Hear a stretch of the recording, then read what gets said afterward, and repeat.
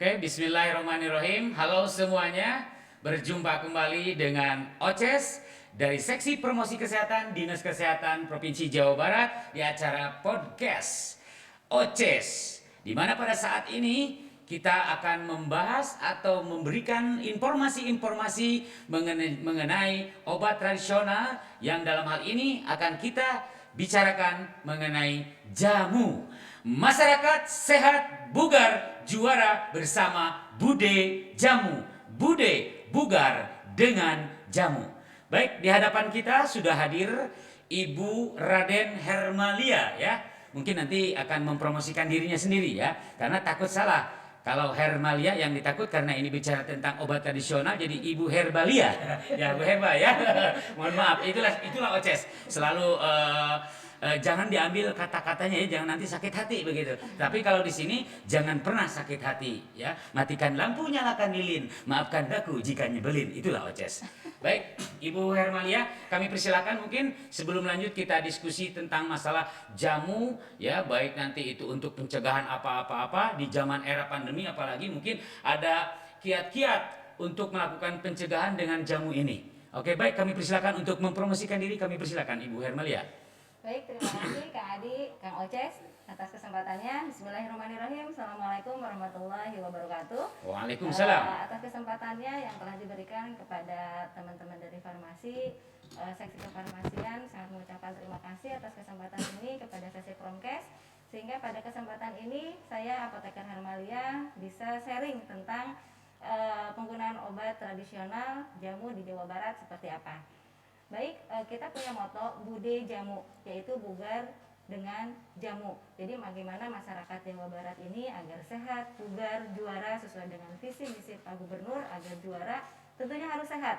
Mari kita biasakan minum jamu, bugar, sehat dengan jamu.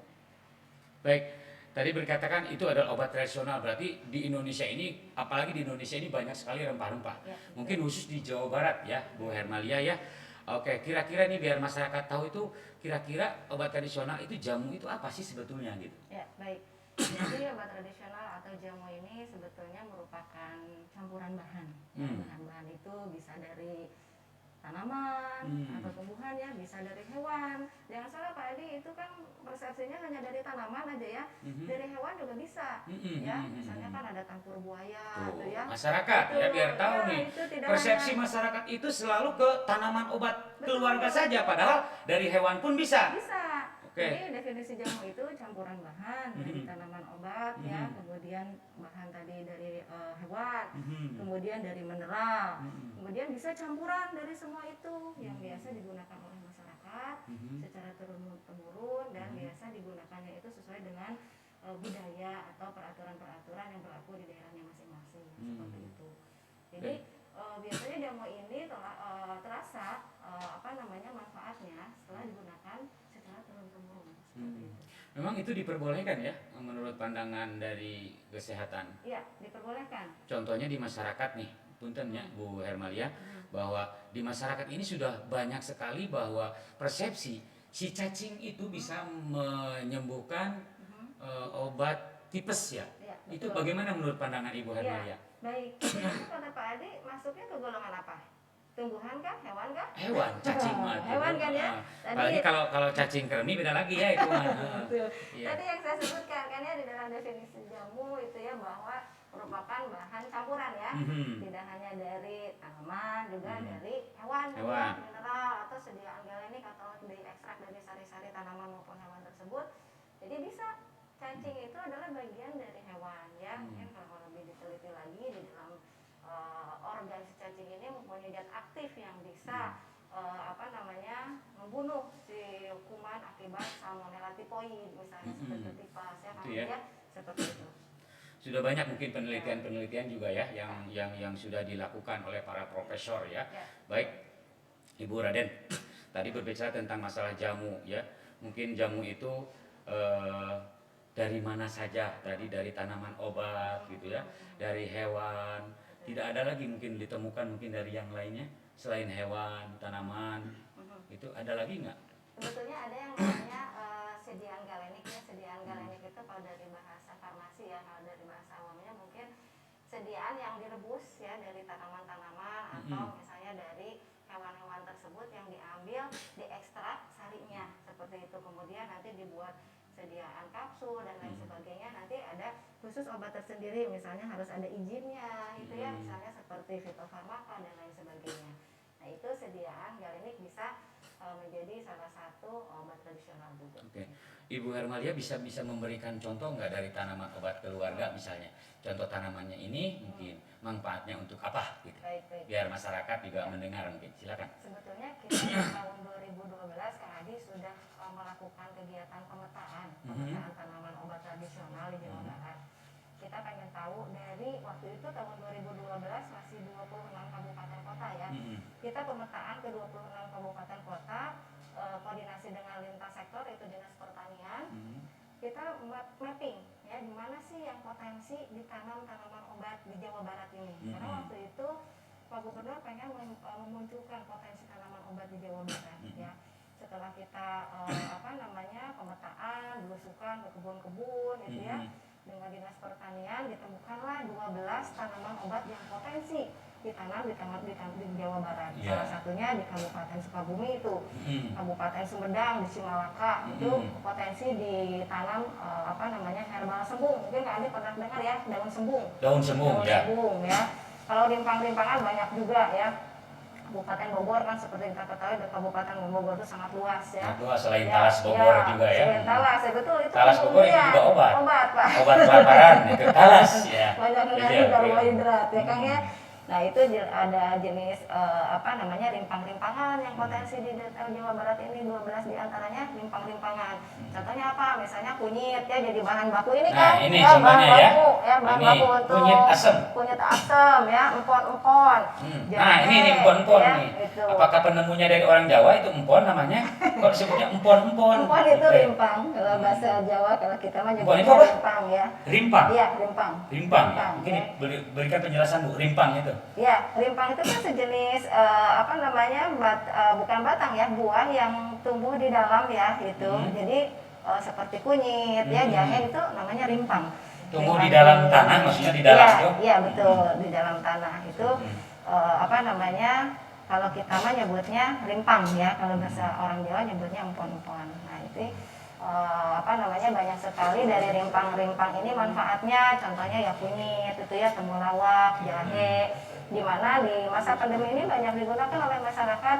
Jadi bukan untuk mengobati ya, kita garis bawahi, bukan untuk mengobati, tapi bagaimana memelihara kesehatan agar stamina kita terjaga sehingga terhindar dari berbagai macam penyakit. Atau biasa Pak Kuat terkait dengan head immunity dia. Biasa. Head immunity yang sekarang di zaman era pandemi ini mungkin ya. Nah berarti selain daripada ini memperlancar head ya, ya saya dengar kalau ini identik dengan perempuan nih, kunyit asam ini. Selain memperlancar head, meningkatkan imun biar kita ini tercegah dari penularan ya, mungkin tidak tertular lah gitu ya, betul. Dengan zaman COVID ini nih. Dengan stamina kuat tentunya kita kan terhindar dari berbagai macam penyakit, adanya COVID.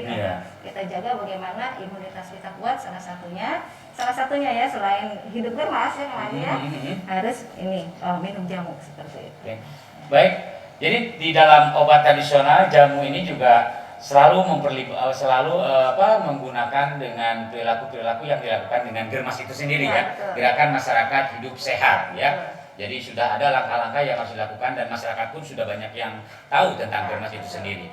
Mungkin tentang jamu ini nih mungkin Bu Hermalia di sini bagaimana sih tip-tip untuk memilih atau yang aman dan sehat itu seperti mana jamu ini mungkin? Ya, baik.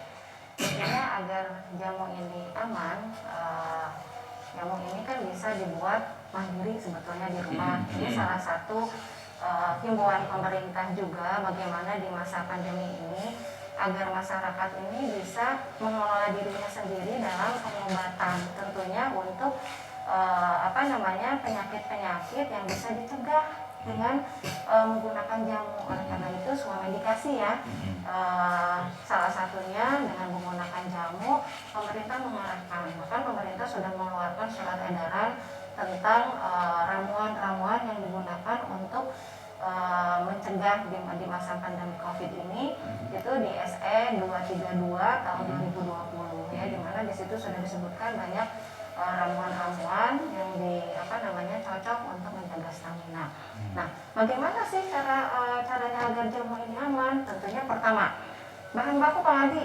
Bahan bakunya itu harus Pemilihan yang bahan aman, baku, yang ya, baik aman. ya. Ada manfaatnya ya, kemudian raw material atau bahan bakunya itu bagus ya. Kemudian cara pembuatannya juga harus aman, harus sesuai dengan standar. Dan jangan lupa cara penggunaannya ya, udah benar kayak gini buatnya bagus, terus bahan bakunya juga udah benar. Tapi cara penggunaannya salah, nah itu bukannya jadi sembuh, bukannya menjadi sehat, malah jadi mantap gitu sedang lagi ya. Jadi pertama bagaimana bahan baku yang aman itu yang baik ya. Tentunya kita harus pilih kualitasnya. Misalnya tadi rimpang kunyit. Ya, rimpang kunyit itu kita pilihnya jangan sampai yang busuk ya, jangan sampai yang layu. Jadi harus yang segar ya, dipilihnya itu yang mengkilat. Tentunya juga kalau kita beli ke petani nih ya, langsung ke petani ada proses sortir gitu ya, dipisahkan dulu kan seperti kita ketahui bahwa rimpang itu tumbuh di tanah, di dalam tanah ya. Tentunya harus dibersihkan dulu dari pengotor-pengotor gitu ya. Kemudian dijemur ya agar bersih dari pengotor tersebut, bebas kuman juga ya. Tentunya cara mencucinya juga ada triknya, jangan sampai hanya dikeum atau direndam, kucek-kucek udah hanya sebegitu. Jadi tidak seperti itu, ada triknya. Jadi dengan air mengalir sampai 3 kali cucian itu kurang lebih bisa 70% menghilangkan kotoran-kotoran yang ada di rimpang tersebut gitu ya. Jadi jamu ini kalau misalnya kita pernah tes mikrobiologi kan terkait jamu ini, karena memang ini unsur haranya ada gitu ya dari tanah. Jadi untuk angka kapang pasti masih ada, tapi tidak sampai mengakibatkan diare. Karena kita di maintenance cara pembuatan, pembuatannya dan harus mungkin seperti apa. alat-alat ini kayak botol juga harus higienis ya, harus steril ya. Betul, ini maksudnya ke cara pembuatan, nanti ke bahan baku. Tadi bahan baku harus yang bagus ya, kualitasnya agar nanti zat aktif yang terkandung dalam tanaman itu betul-betul yang sesuai dengan standar gitu kan ya. Kemudian cara mengolahnya juga kan harus dikerik ya, atau dikupas ininya. Kemudian ditumbuk atau diparut atau di blender, itu juga ada tekniknya. Kemudian digodok dengan air panas sampai mendidih ya. Nah baru dituang ke kemasan. Kemasan ini pun tentunya harus kita sterilisasi. Bagaimana cara sterilisasinya? Tentunya harus dipanaskan dengan air mendidih. Digodok Ya, bahasa digodok, Sunda nama. digodok dulu si botol ini. Baru setelah mendidih masukkan, dibiarkan lagi mendidih sampai 15 menit. Baru ditiriskan ya, ditongkengkan gitu kan sampai garing, jangan sampai ditongkengkan teh tidak nongeng itu pasti teh ngucur. Sampai kering, sampai ngaucur gitu kan. Baru itu bisa dituang tadi hasil godogan tadi ya. Jadi jangan langsung dituang karena tadi mungkin masih basah, kita tunggu sampai kering. Seperti itu kan. Kemudian yang ketiga, cara penggunaan kan. Nah, cara penggunaannya setelah jadi ini bagaimana sih cara menggunakannya? Tentunya harus sesuai takaran. Nah, takarannya. Nah, tentunya untuk obat tradisional jamu-jamuan ini sebaiknya diminum sehari 1 sampai 2 kali. 1 sampai 2 kalinya. Ya, pagi dan sore gitu ya. Takarannya satunya itu berapa? Ya, 1 cangkir aja atau 200 cangkir. cc. Karena kadang kita gini Kang, takaran tuh sehari 2 kali 1 cangkir misalnya, 1 cangkir. Nah, cangkirnya kan macam-macam kan. Itu ada anu cangkir jago-jagoan ya. Iya, ada anu 100 itu. Nah, kita patoknya ke volume ya, ukuran volume ya. Berarti 1 cangkirnya tuh 200 cc atau 200 gelas cc, lah ya. nah berarti gitu. ambil 200 cc. Ya, jadi sehari 2 kali, pagi dan sore ya, totalnya sehari kita mengkonsumsi 400 cc gitu ya Kang ya, 200 gitu, 200 cc, 200 cc. Nah, seperti itu Kang. Jadi agar jamu aman dikonsumsi kita itu, betul-betul kita kalau mau buat sendiri juga harus pastikan ya raw materialnya tadi, bahan bakunya, kemudian cara pembuatannya dan cara penggunaannya. Kayak sedikit aja tip mungkin dari Ibu Hernalia, seorang pakar dari jamu ya.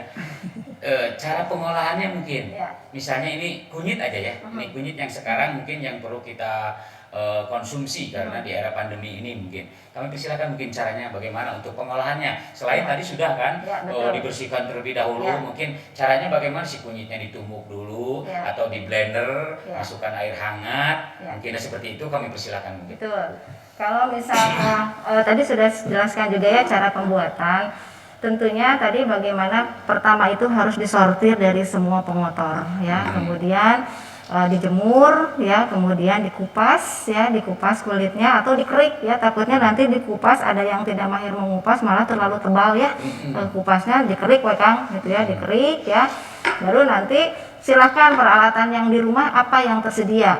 Bisa oleh parut, kadang saya mah sama parut karena lebar ke blender jadi karoneng Kang. Karena alat agak susah gitu ya. Karena alat coba menggigit kuning kan bagus itu teh. Jadi buntu koneng akibat kunyit.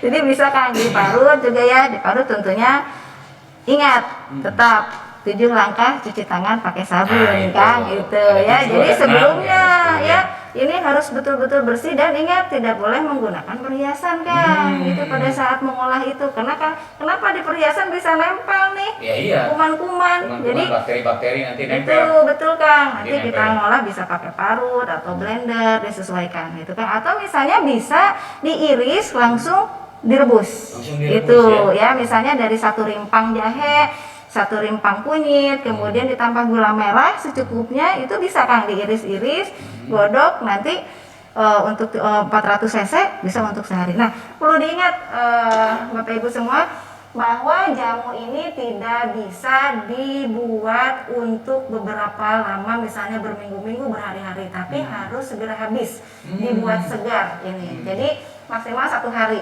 itu kalau dalam suhu kamar, tapi kalau masih ke lemari es itu maksimal bisa 3 hari seperti itu. Nah, ini batasan kadaluarsanya lah dianggap ya. Ya, karena ini dibuat segar, tidak ada pengawet, tidak ada tambahan apapun ya, asli dari rimpang-rimpang tersebut, bahan baku obat tradisional tersebut ya. Jadi jamu ingat karena dibuat segar harus segera habis gitu ya, seperti itu. Nah inilah Indonesia yang sangat kaya dengan rempah-rempah yang bisa dijadikan obat atau bahkan untuk mencegah ya, supaya tubuh kita ini bugar ya. Tetapi tadi juga kita harus diperhatikan bahwa seandainya kita meracik sendiri, itu perhiasan-perhiasan ini harus dicoplok.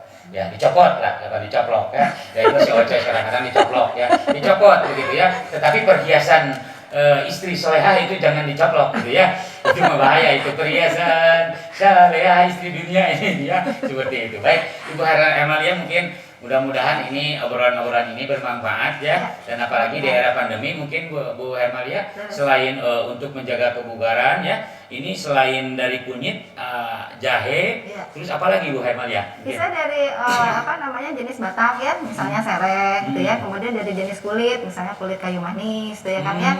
Itu bisa digunakan, bisa digodokkan aja langsung, minum air diminumkan aja ya, betul. Sampai 1 gelas atau 2 gelas mungkin ya. Kalau misalnya kita acuannya 200 cc, misalnya kita 3 gelas ya Kang ya, berarti 600 cc ya Kang ya. Kita godok atau rebus itu ya sampai mendidih, mungkin kan nyusut jadinya Kang ya, jadi 400 cc itu. Jadi 400 cc itu untuk 1 hari, itu pagi sama sore seperti itu Kang. Baik, ternyata memang untuk bugar ini mudah juga ya, kalau kita tahu ilmunya. Tetapi ya mudah-mudahan apa yang disampaikan oleh Ibu Hermalia ini bermanfaat ilmunya, khususnya bagi saya nih si Oces ya, dan umumnya bagi masyarakat yang menonton di acara podcast ini. Baik, Ibu Hermalia, mungkin berhubung mungkin ya waktu ya, Ibu Hermalia juga banyak sekali kegiatan. Kami persilakan mungkin di akhir-akhir bisa memberikan pesan dan kesan atau mungkin closing statement untuk masyarakat bahwa dengan bude jamu bahwa masyarakat itu akan bugar dengan jamu. Masyarakat sehat, bugar, jabar, juara bersama Bude Jamu. Kami persilakan Bude Hermalia untuk memberikan pesan dan kesannya. Silakan. Baik Kang Oces ya, jadi ini adalah salah satu ikhtiar kita ya dalam menjaga kesehatan di masa pandemi ini. Tentunya kita harus mulai dari diri kita sendiri, mulai dari keluarga, lingkungan, dan masyarakat untuk mencoba meminum jamu. Selain untuk menjaga stamina, juga akan melestarikan budaya leluhur kita dan memanfaatkan tanaman obat khususnya yang tadi tersedia di Provinsi Jawa Barat. Gitu. Terima kasih. Baik, oke, sekali lagi kepada Ibu Hermalia kami mengucapkan terima kasih banyak, dan kami Oces dari Seksi Promosi Kesehatan akan memberikan dua patah kata atau pantun lah ya. Matikan lampu, nyalakan lilin, maafkan daku jika nyebelin. Itulah Oces. Baik, terima kasih. Sampai-sampai hatur nuhun.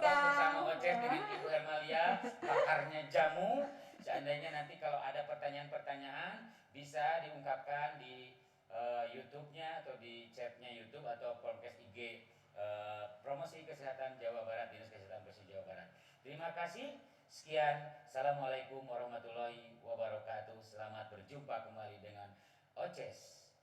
Atur nuhun. Assalamualaikum Turnuhun, warahmatullahi Ibu wabarakatuh. Emalia.